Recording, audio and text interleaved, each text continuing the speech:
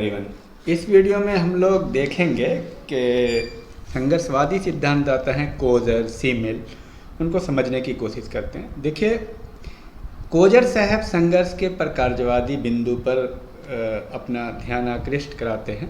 इन्होंने संघर्ष के प्रकार बताएं कि संघर्ष बहुत फ़ायदेमंद है समाज के लिए। क्या क्या फ़ायदा है इसका वो समझना है।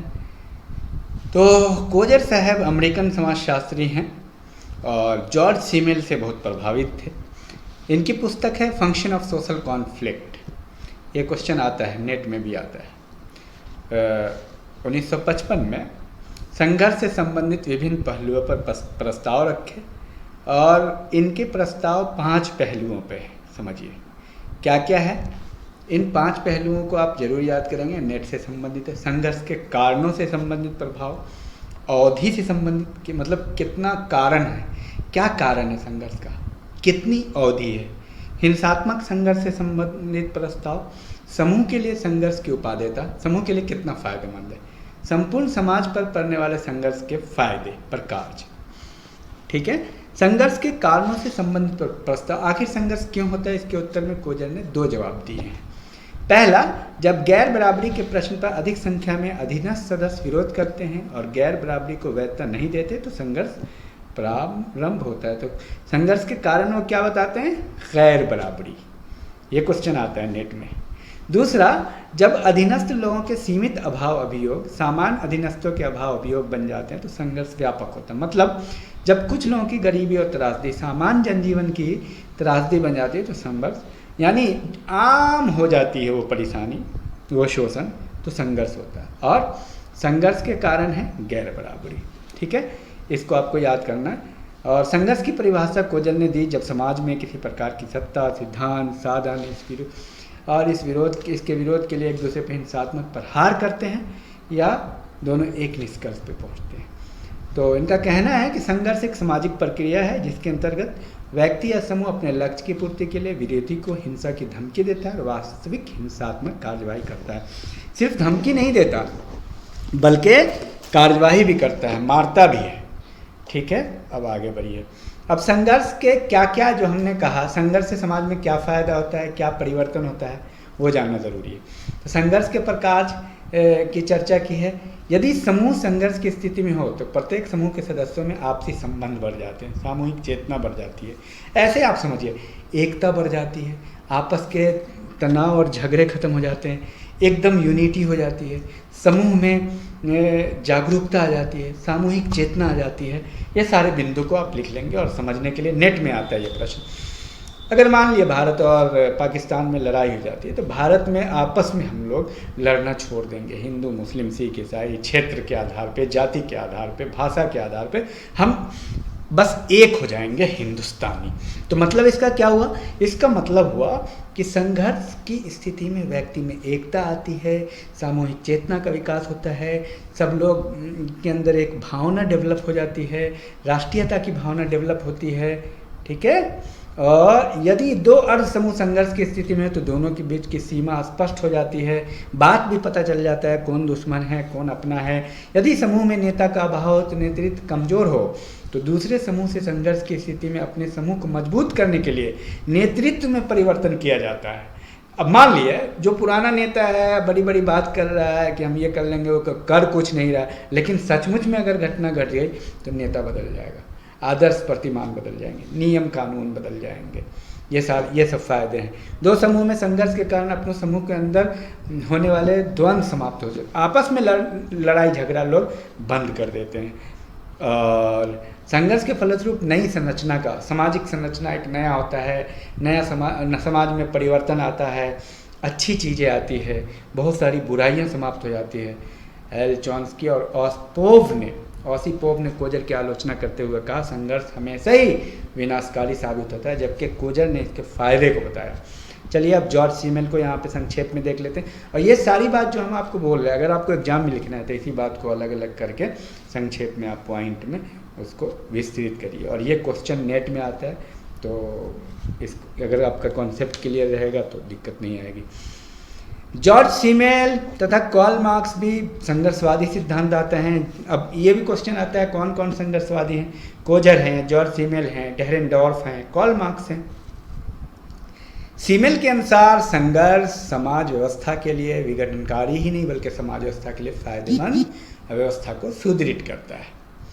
यानी सीमेल कोजर सीमेल से प्रभावित है और सीमेल प्रकार्यात्मक बात करते हैं कि संघर्ष से फायदा होता है, वही बात कोजर करते हैं।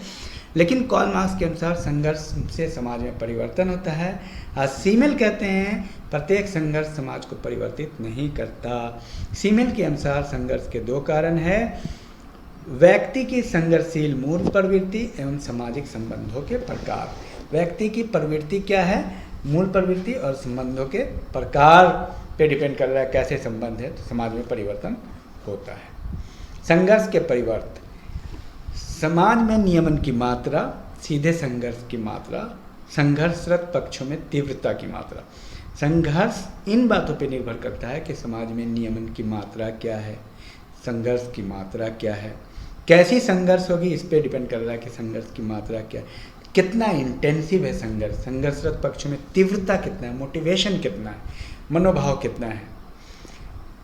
जब समाज में नियमन की मात्रा अधिक होगी तो संघर्ष प्रतिस्पर्धा बनकर रह जाएगा तथा संगठन मजबूत होगा।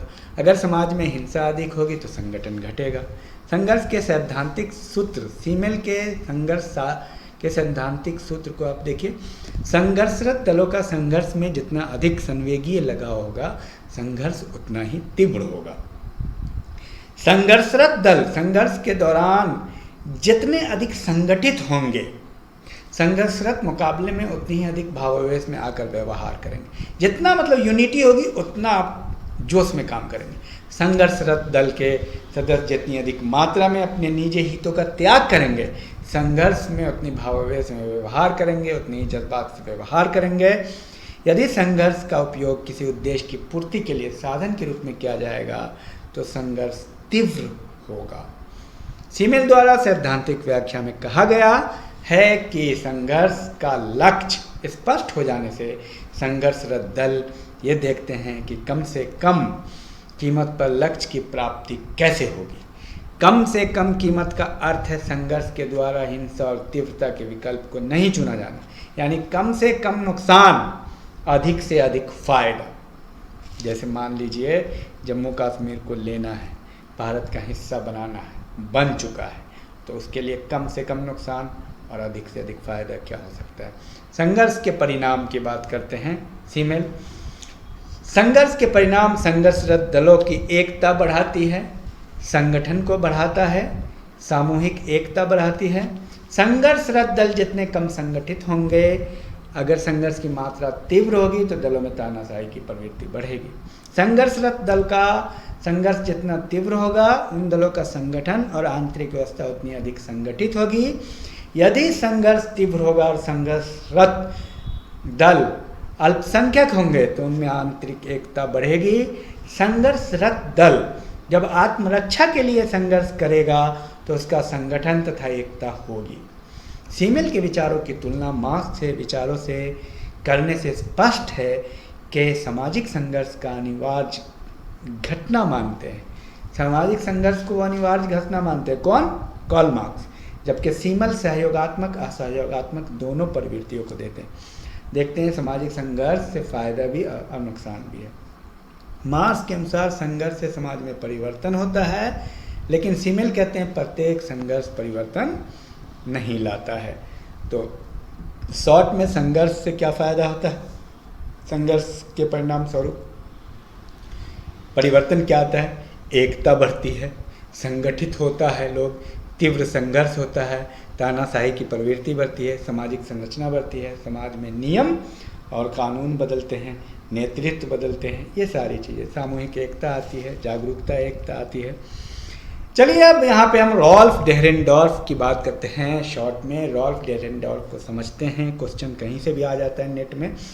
तो आपको सबसे पहले जान लीजिए जर्मन समाजशास्त्री रॉल्फ डेहरेनडॉर्फ, ये क्वेश्चन आता है आमतौर पे, जर्मनी के हैं, मार्क्स के स्वदेशी हैं, लेकिन मार्क्स से बिल्कुल अलग हैं। मार्क्स की तरह वो भी द्वंद्ववादी योजना के आधार पर संघर्ष की बात करते हैं, किंतु संघर्ष के अन्य मुद्दे पर इन दोनों विचारों में गहरे मतभेद दिखाई पड़ते हैं। संघर्ष सिद्धांत की व्याख्या उन्होंने अपनी पुस्तक क्लास एंड क्लास कॉन्फ्लिक्ट में की। ये क्वेश्चन आता है नेट में, class and class conflict in industrial society किसकी पुस्तक है? 1959 में लिखी गई। Towards a general theory of sociology में की। उन्होंने अपने सिद्धांत को यूरोप एवं अमेरिका के आधुनिक औद्योगिक समाज के संदर्भ में प्रस्तुत किया। तो उनका जो सिद्धांत है आधुनिक औद्योगिक समाज के संदर्भ में है, ये भी आप ध्यान दीजिएगा। डेरेनडॉर्फ ने कहा कि किसी भी समाज व्यवस्था के दो पहलू होते हैं। क्या होता है? कंसेंसस एंड कॉन्फ्लिक्ट, सर्वसम्मति और संघर्ष। सर्वसम्मति की बात अब तक सब कर रहे थे, डेरेनडॉर्फ कहते हैं, लेकिन संघर्ष की बात कोई नहीं करता। सब समाज व्यवस्था को बनाए रखने, पार्सन्स, मर्टन, दुर्खिम, जितने भी पुराने प्रकारजवादी हैं वो प्रकारजवाद की तो बात करते हैं, लेकिन संघर्ष को नकारते हैं। डेरेनडॉर्फ के सिद्धांत को टर्नर ने द्वंद्वात्मक संघर्ष सिद्धांत नाम दिया। द्वंद्वात्मक इसलिए कि किसी भी समाज में संघर्ष दो वर्गों के बीच में होता है। डेरेनडॉर्फ मार्क्स की ये बात को लेते हैं कि दो वर्गों के बीच संघर्ष होता है, लेकिन डेरेनडॉर्फ और मार्क्स में एक बहुत बड़ा फर्क यह है कि संघर्ष के कारणों में फर्क है। जहां कार्ल मार्क्स संघर्ष के कारण को आर्थिक मानते हैं, वहीं डेरेनडॉर्फ संघर्ष के कारण को शक्ति एवं सत्ता मानते हैं। क्वेश्चन आता है नेट में और वो बोलते हैं कि इस शक्ति और सत्ता के आधार पर समाज में दो वर्ग होते हैं, दमनकारी वर्ग और दमित वर्ग। इसको वो कोर्सिव वर्ग कहते हैं, दमनकारी वर्ग। एक दमन करता है जो यथास्थितिवाद को बनाए रखता है, और दूसरा दमित वर्ग है जो यथास्थितिवाद को नहीं बनाए रखना चाहता है, परिवर्तन चाहता है। डेरेनडॉर्फ के अनुसार किसी भी छोटे समूह, औपचारिक संगठन या समुदाय अथवा पूरे समाज को आदेश सूचक समन्वित समाज की संज्ञा दे सकते हैं। ये महत्वपूर्ण है, इसको नोट कीजिएगा, ये पॉइंट आता है नेट में।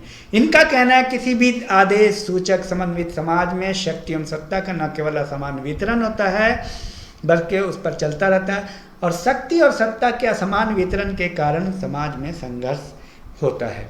फलस्वरूप शक्तिहीन वर्ग शक्तिशाली वर्ग को पराजित कर सत्ता प्राप्त कर लेता है। इस तरह समाज में परिवर्तन होता है। अपनी पुस्तक क्लास एंड क्लास कॉन्फ्लिक्ट में उन्होंने संघर्ष के बारे में कुछ प्रस्ताव दिए। कहा किसी भी आदेश सूचक समन्वित समाज के लोगों में वास्तविक समाज के बारे में जितनी अधिक चेतना होगी उतनी ही अधिक उनकी संघर्ष करने की संभावना होगी। अधिक तकनीकी, राजनीतिक, सामाजिक दशाओं की आवश्यकताओं की पूर्ति संगठन में होगा, उसी तरह संघर्ष अधिक तीव्र होगा। जितना होगा दमनकारी और दमित समूह में जितना कम गतिशीलता होगी उतनी ही अधिक संघर्ष होगा। संघर्ष जितना अधिक गहरा, सघन और हिंसात्मक होगा उतनी अधिक समाज में परिवर्तन होगा। आर.के. मर्टन और मिटाई एडजोनी ने आलोचना करते हुए कहा कि समाज में संघर्ष की प्रक्रिया को अत्यधिक महत्व दिया गया है डेरेनडॉर्फ के द्वारा और सहयोग की भूमिका को अनदेखा कर दिया गया। ये बहुत गलत काम है। कोजर का मानना है कि उन्होंने संघर्ष के ऐसे योगदान की चर्चा नहीं की जो सामाजिक स्थिति को मजबूत करता है।